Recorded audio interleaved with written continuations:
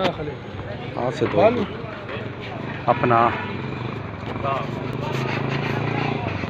कारखानों बाज़ार पेशावर।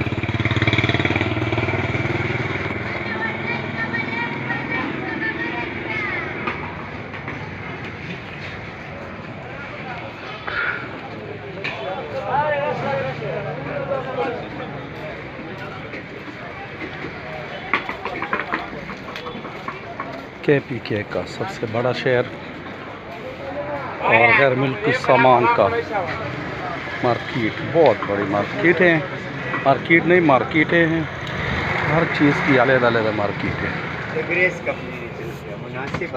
सेल 1250। जिस सीज़न आने वाला है, अभी शुरू नहीं हुआ।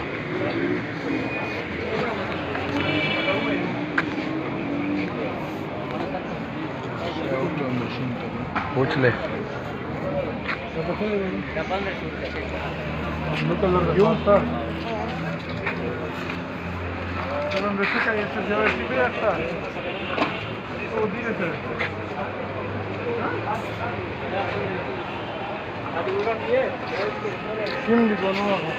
आओ